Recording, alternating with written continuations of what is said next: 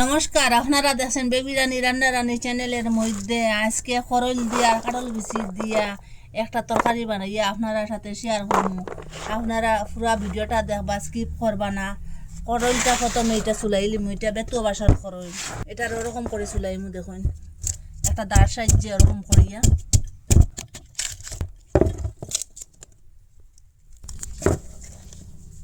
ওরকম করে চুলাইলিছি দোয়াটা। এখন ওই যে এটা ওরকম করে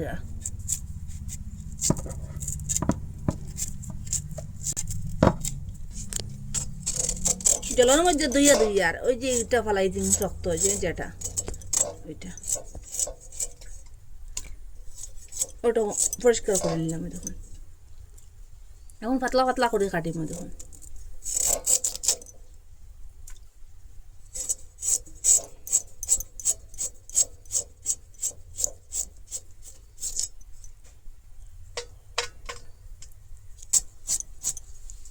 ওরকম করে কাটিলিম সবটা পাতলা পাতলা করিয়া,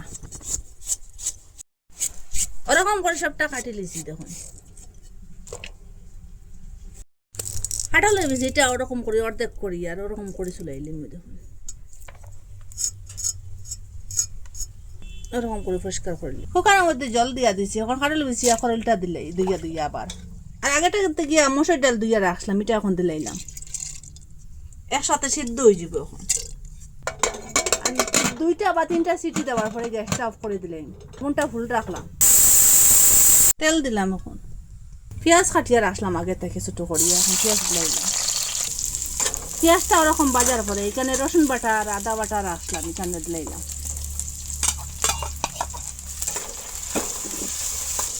এখানে 10 থেকে সোয়াবিন দিলাইলাম, এটা ভিজাইল নাই, এটা না ভিজাইয়া দিলাইলাম। এটা জুল যেটা, যে এটা রস, যে তরকারির এটা রসটা এটার ভিতরে ঢুকিয়ে দিব গিয়ে। আর ওরকম শুকনা শুকনা বাজিলে তেল একটু কম লাগ।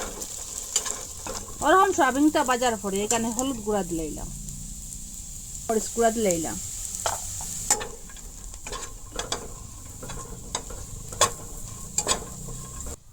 ওরকম সোয়াবিনটা বাজার পরে সিদ্ধ করে রাখলাম যে খরল আর কাটল বিচিটা দিলাইলাম।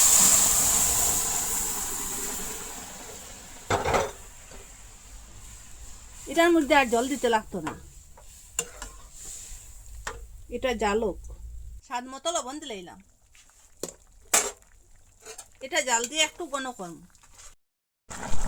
ওরকম জাল দিয়ে দেখুন ঘন হয়েছে, একটু জুলটা একটু ঘন হয়েছে। দেখুন ডাইল দেবার কারণে একটু ঘন হয়েছে, আর সব কিছু সিদ্ধ হয়ে গেছে গিয়া।